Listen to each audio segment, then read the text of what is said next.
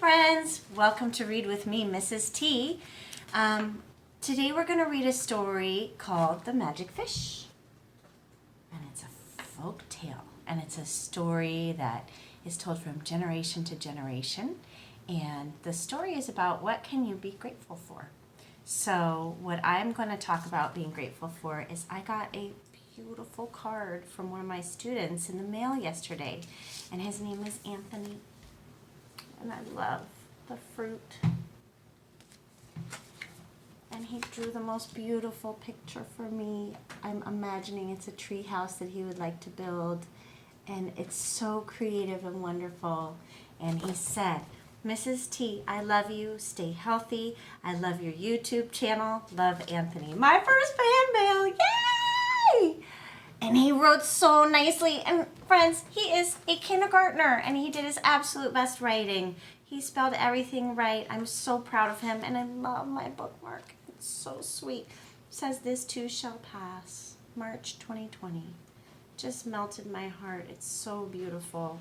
So I'd like you to think as I read today, what are we grateful for? Because this story is all about somebody who she just wants more and more and more and more. And that's called being greedy. So today I want you to think about something you're grateful for. And I am so grateful for you. Anthony, I'm so grateful for you. And I'm so grateful for all my friends in class. And it was so nice to see everybody today on our Zoom meeting. Alina, this is for you and for Anthony today. So, my story is The Magic Fish. And I did not like the pictures on this cover. No offense, Winslow, Penny, Pels, but I usually do pick a book because I think the pictures are so funny and creative. And this story is a great story, great folk tale. And it's written by Freya Littledale. And again, this is a folk tale. It was told generation to generation. So it's about a fisherman and his wife.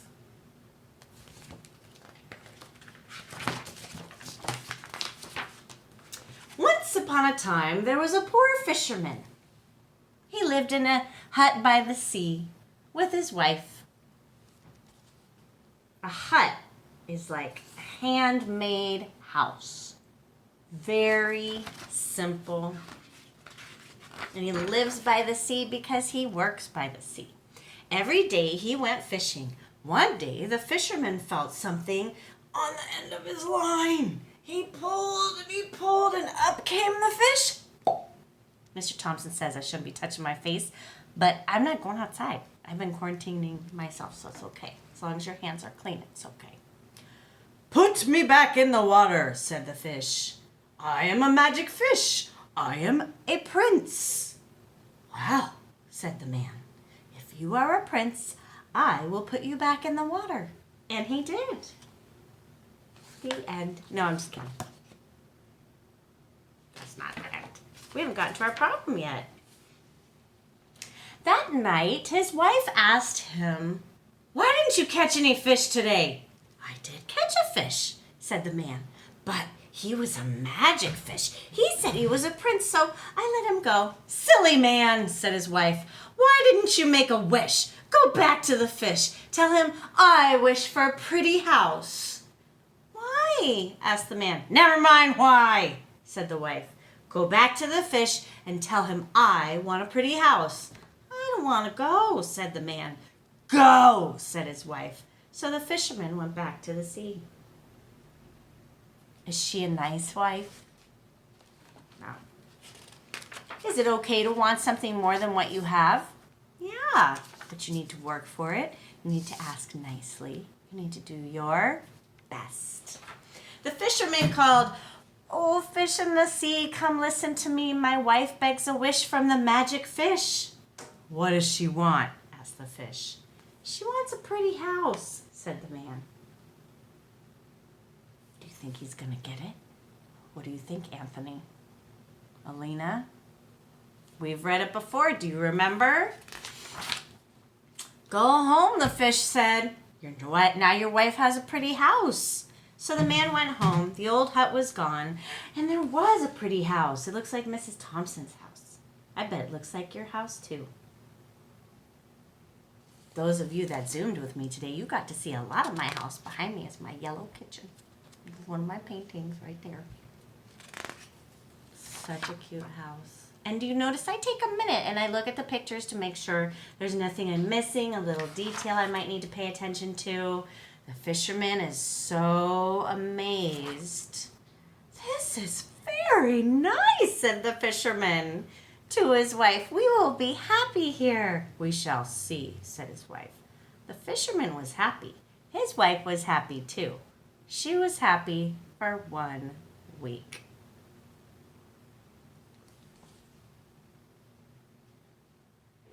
Hmm. 1 week. Then she said to the man, after the week had passed, "Go back to the fish. Tell him I want more than a pretty house. Tell him I want to live in a castle." "Why?" asked the man. "Never mind why," said the wife. "Go back and tell the fish I want a castle."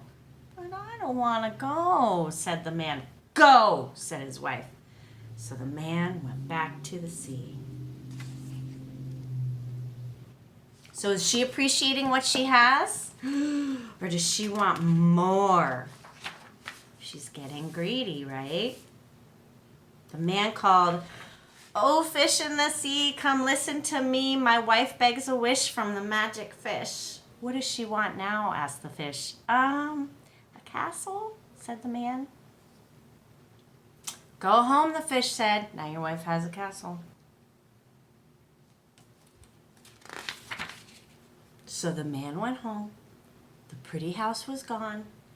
There was a castle. Oh, she's even dressed more fancy. Oh, look at that. The fountain. The fountain is the fish. Rightfully so. "This is a beautiful castle," said the man to his wife. "We will be happy here." "We shall see," said his wife. The fisherman was happy, and his wife was happy too. She was happy for 2 weeks. Do you see a pattern?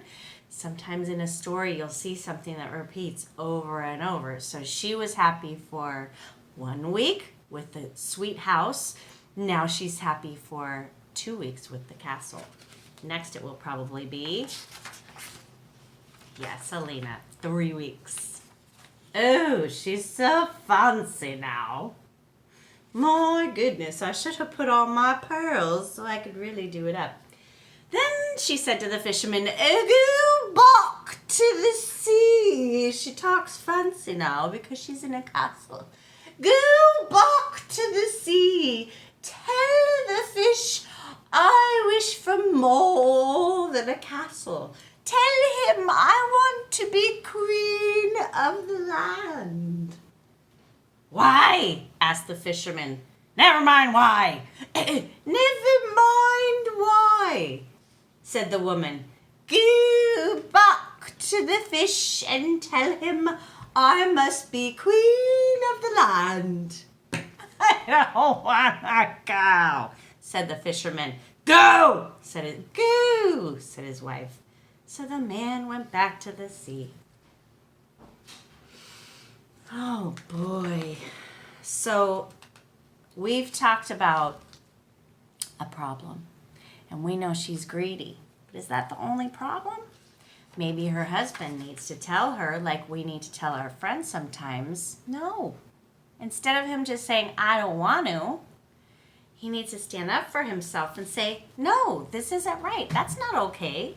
Mr. Thompson tells me if I go too cray-cray with things," and he'll say, "Honey, I don't think so." And he says it nicely.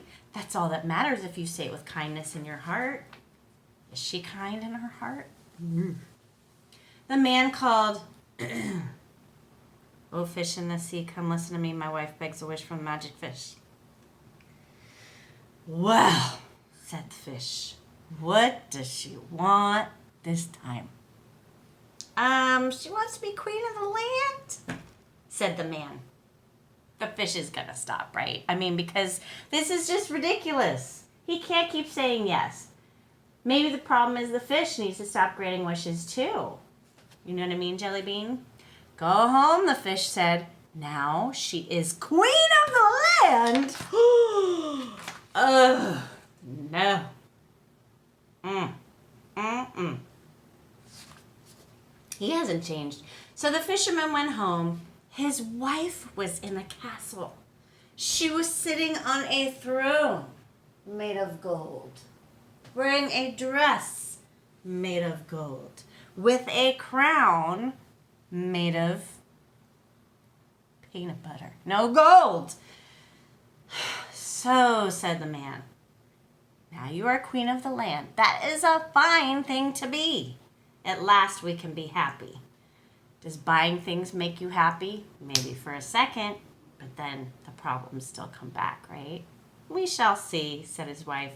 And the fisherman was happy. His wife was happy too. She was happy for, do you remember? Think. We did 1 for the house, 2 for the castle. Think. Pair. How many weeks? Share. Did you say 3? Let's see if it's right. She was happy for 3 weeks. Can you find the word that says 3? It starts with, it's the bottom line. 3. Then she said to the man after 3 weeks, she still wants more. What more could this woman want? Do you remember what she wants? Geez Louise. Then she said to the fisherman, go walk to the fish, tell him I want to be more than queen of the land. Tell him I want to be queen of the sun, the moon, and the stars. But why? Said the man. Never mind why. Look at her hands over her head. She's so ridiculous. Said the woman. Never mind why. Just go back to the fish and tell him I want to be queen of the sun and the moon and the stars. Hi, Phoebe. I want to go, said the man. Go, she said. So did he go? Did he stand up for himself? So the man went back to the sea. Because not only does every story have a problem, but it also has to have a solution. We need to see how this problem is solved, right? We can choose our own solution. We could think about, do we agree with the solution in the story or disagree? So the man went back to the sea, and he called like this. Little fish in the sea, come listen to me, little fish, begs a wish from magic fish. What is it? Said the fish. She wants to be queen of the sun and the moon. What? She wants to be queen of the sun and the... I cannot hear you. She wants to be queen of the sun and the moon and the stars. Did he say yes? Something is dark and bold. No, said the fish. She wants too much. She cannot be queen of the sun. She cannot be queen of the moon. And she cannot be queen of the stars. Go home. You will now find that she has her old hut once again, as do you. So the fisherman went home. The castle was gone. The old hut was back, and his wife was inside. And there they are to this very day. And do you think they're happy? I hope they are. Phoebe, do you think that they're happy? She decided to join us in our story.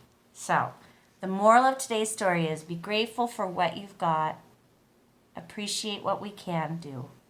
And Mrs. Thompson's assignment for you today is to ask you to write me a love letter, telling me what you appreciate now that we're not together anymore, that we did in class together. What was your favorite thing in class that we had together? And to also, it's a double duty, to also tell mom, dad, grandma, grandpa, big brother, big sister, little brothers. Grayson, you tell your little brothers what you're grateful for them. That they're always there to play with you, that they want to copy you all the time. Alina, you tell your big sisters. You have 2, right? Sorry, Phoebe, that was too much. What you appreciate about them, what you love about them. Like, you know, I could be annoyed that this cat is in the middle of my video, but I know that she's here because she knows that Mama needs a little extra loving today. Today is a hard day because it's day number 9 away from you guys.